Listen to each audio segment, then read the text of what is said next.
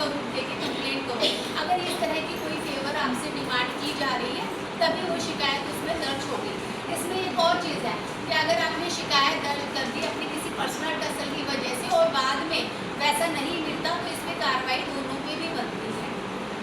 तो जहाँ आंगनबाड़ी वर्कर या हेल्पर कहें कि हम तो दो ही लोग हैं, हम कहाँ शिकायत दे सकते हैं, आपके तहसील लेवल पे जो CDPO ऑफिस है उसमें इंटरनल कंप्लेंट कमेटी बनी होती है, आप अपनी शिकायत उसमें दे सकते हैं। या फिर हम ऐसा कहें कि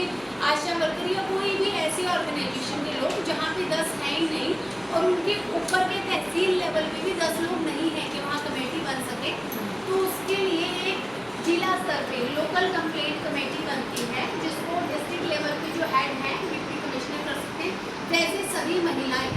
जो है वहाँ पे अपनी शिकायत दर्ज करवा सकती हैं। कभी कभी क्या होता है कि कुछ लोग जो है ना इंटरनल कंप्लेंट कमेटी के जो हमारे निर्णय होते हैं उससे उन्हें लगता है कि या फिर ये लगता है कि इंटरनल कंप्लेंट कमेटी में अगर आप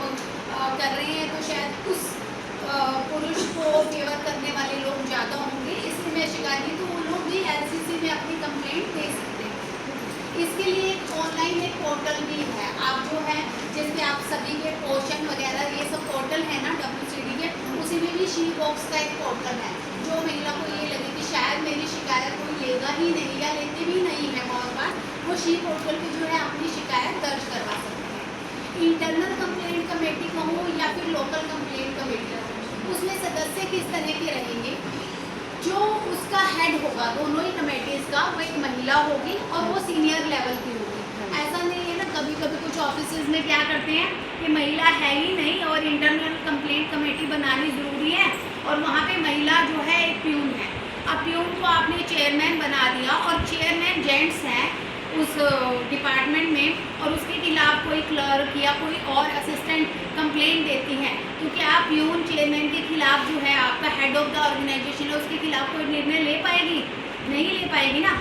ऐसी स्थितियों में वो डिपार्टमेंट के लोग किसी अन्य विभाग के सीनियर महिला ऑफिशियल को अपनी इंटरनल कंप्लेंट कमेटी का जो है चेयरमैन नियुक्त करवा सकते हैं। इसमें इसके अलावा 2 सदस्य जो हैं आपके प्राइवेट रहेंगे, एक वो है जिसको लीगल नॉलेज हो, एक किसी प्राइवेट सेक्टर जिसमें स्पेसिफिकली जो हम प्रेफरेंस लोग देते हैं कि डेवलपमेंट सेक्टर के लोग हों, नॉन गवर्नमेंटल ऑर्गेनाइजेशन जिसको हम लोग NGO कहते हैं, उससे भी किसी महिला को। मेन जो है कि सीनियर जो है चेयरपर्सन जो होगी ICC या SCC दोनों की महिला रहेगी और वो सीनियर लेवल की रहनी चाहिए, और 2 जो है प्राइवेट पर्सन रहेंगे। एक जो है इसमें आप कोई भी ले सकते हो, कोशिश रहे कि पुरुष भी हो, क्योंकि पुरुषों के खिलाफ शिकायत रहती है तो बाद में वो कहेंगे कि सभी महिलाएं थी इसलिए हमारे खिलाफ फैसला हो गया। और इसमें एक और चीज़ है कि इसमें एक व्यक्ति जो है इन चारों में से अनुसूचित जाति या जनजाति से भी मेंबर होना चाहिए। ये ICC और LCC दोनों के लिए क्राइटेरिया है। LCC में जो शिकायतें जाती है वो काफ़ी अप लेवल की जाती हैं, तो उसमें क्या है कि आपने कोई भी अगर LCC के मेंबर्स ने कोई भी डिसीज़न लिया, उस डिसीज़न को कम या ज़्यादा करना जो है डिप्टी कमिश्नर, क्योंकि इसके डिस्ट्रिक्ट हेड रहते हैं, उनके हाथ में होता है। कि अगर मान लिया जाए हमने गवर्नमेंट ऑफिशियल्स का कोई कंप्लेंट आया और हमने उनका रूल 7 लिख दिया, बट रूल 7 क्योंकि बहुत ही उसमें पनिशमेंट बहुत सीवियर होती है, तो कभी कभी क्या होता है उसको रूल 8 में कर देते हैं कि ऑफेंस उसका प्रूव हो ही रहा है, ठीक है। या फिर कहें कि हमने किसी को कह दिया कि इसके सीनियर को यहाँ से ट्रांसफ़र कर दिया जाए, क्योंकि ये सेक्सुअल हरासमेंट नहीं है, कि कहीं ना कहीं एक मेंटल टॉर्चर वाली बात है, तो उसमें आप जो है इसका वो कर सकते हैं, उसको कम या ज़्यादा कर सकते हैं।